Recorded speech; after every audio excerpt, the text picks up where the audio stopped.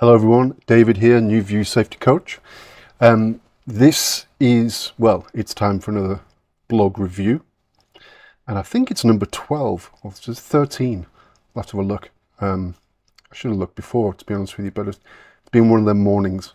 You might hear, for those of you who remember last week, I wasn't feeling too great at the back end of last week, and it's kind of catching up on me now, and I'm on some medication for my throat and things starting to get a bit sore, but we'll plow on. So that's just to explain as to why I'm not 100% sure as to which blog number this is. But anyway, wanted to give a bit of an update first before I go into the blog review. It is 9th of March 2024, and it was the 2nd of March, 7 days ago, that we hit 100 subscribers, and I put a video out thanking those wonderful people who had subscribed for subscribing, and for us to reach 100, it was just amazing. It's 7 days later, and we're currently sitting at 195. So it's the morning, so I'm hoping by the evening we'll have hit 200. So that'll be an additional 100 subscribers within 7 days.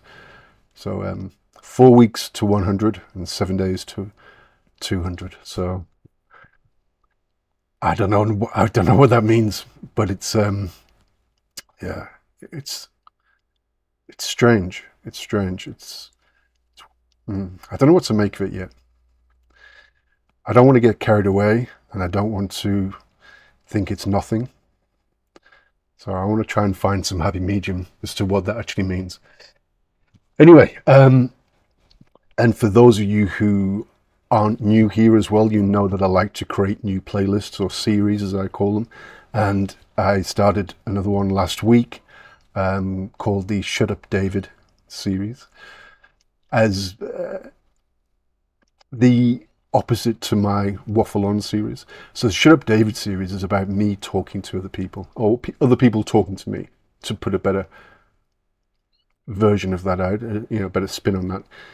The Shut Up David series is me hopefully saying a lot less and letting other people, experts in the industry, in safety, in coaching, New View, HOP, anything along those lines, and safety coaches as well. There's a guy last week I interviewed called Alex who reached out to me, and he's a safety coach as well. So we talked about his journey on how he became a safety coach. So anyway, I'm going to put a video today, if I feel up to it, into the Waffle On series, because there's a bit of an updates.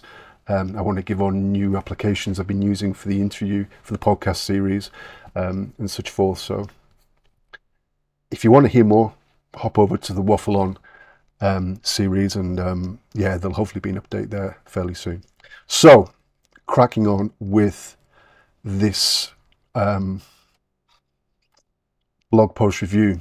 So, and you're gonna have to bear with me on this one, because it doesn't sound like it's directly correlated to safety or coaching, but it is. It really is. So just bear with me. The blog title was called Being Poked in the Axioms, and the reason I came up with that title is after I'd been listening to a Jordan Peterson talk, when he was talking about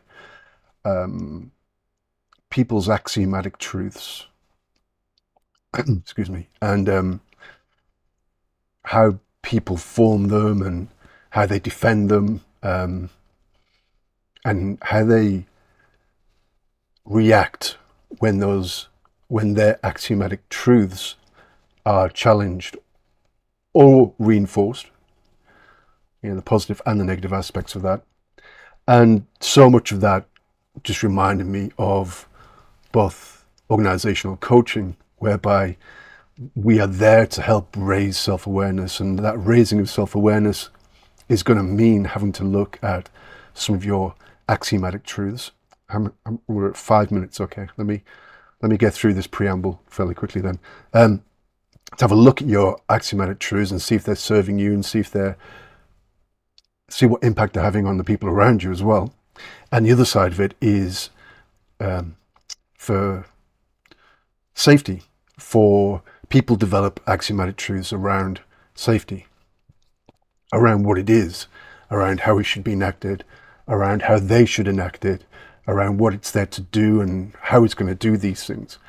And they become, especially if the person as well is rewarded for the way that they act, or the way they lead, or the way they manage in relation to safety, that just goes to reinforce. That's the positive reinforcement you get.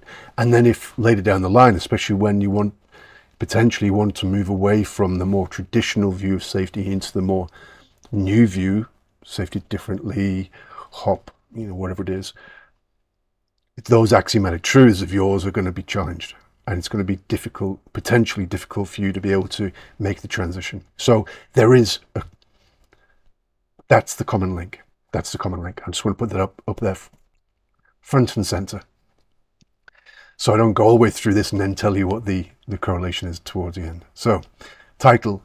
I'm not going to read the whole thing out again. I'll put a link down below, as always, to the blog so you can read it in more detail, should you wish. And we'll see if we can get through this with my voice still holding on. So, the title was Being Poked in the Axioms. I forgot to move again, didn't I? All right. Is this far enough over? I should do. Start again. Being poked in the axioms. In the realm of professional and development, I'm not with it today. In the realm of personal and professional development, the art of questioning is a transformative force. Organizational coaching stands as a catalyst, adept at nudging individuals to scrutinize their deeply ingrained beliefs. Axioms are often operate silently, shaping actions and influencing performance in unforeseen ways, as I mentioned in the preamble to this. Next section. Axioms, from the adjective axiomatic, are self-evident or unquestionable truths. These are the lenses through which we perceive and interpret the world. These beliefs, though deeply entrenched, might unknowingly serve as barriers, hindering progress and limiting potential within the organizational context.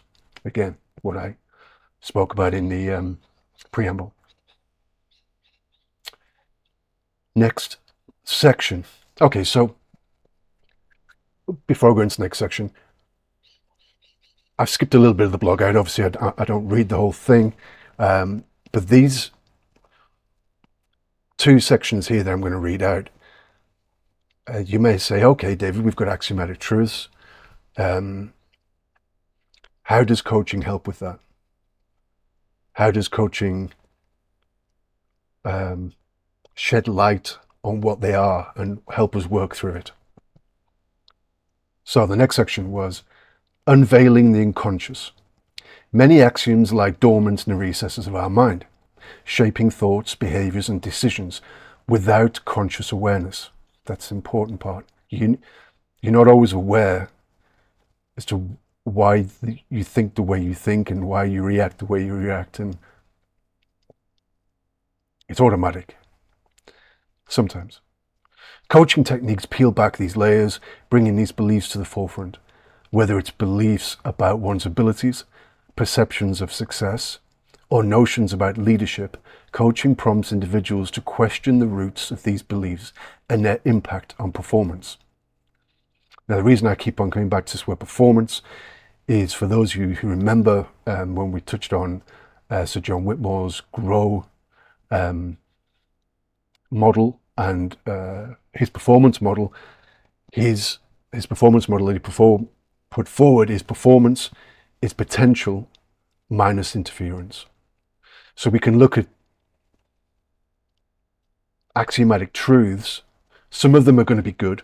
Some of them are going to be not self-serving. Some of them are going to serve us well, and some of them aren't. For the ones that aren't, we could look at those as interference, which is where the organizational coaching piece comes in. Next section, and this is a section which looks at how organizational coaching can help with axiomatic truths that aren't serving us and are causing interference.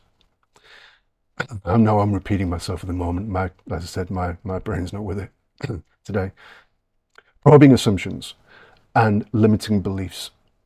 Axioms often manifest as assumptions and limiting beliefs, constraining one's potential. They might take the form of, I'm not good enough, success requires sacrificing personal life, or change is inherently risky. Organizational coaching, through targeted questioning and reflection, challenges these notions. It encourages individuals to explore the validity of these beliefs and consider alternative perspectives. And I skipped a whole heap of the blog. There's one more section which looks at how coaching can help. Reinforcing self-awareness and accountability. Through introspection and self-inquiry, coaching fosters heightened self-awareness. It prompts individuals to take ownership of their beliefs and their influence on performance outcomes. This heightened awareness empowers individuals to actively question and modify their axioms, thus driving personal and professional growth. Where are we at? Nearly 12 minutes. Okay, good. Got enough time to go into the wrap-up. Wrap-up section. People can find it challenging to be poked in their axioms. I quite like that sentence. It's especially if you don't know what axioms are. You go, what's he talking about?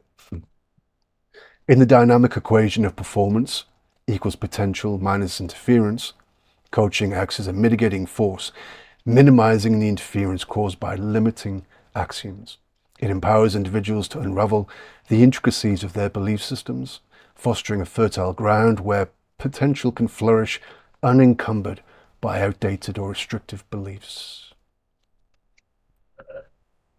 So that was the blog. Well, a few sections from the blog. Let me get rid of it and bring this back so that, there we go.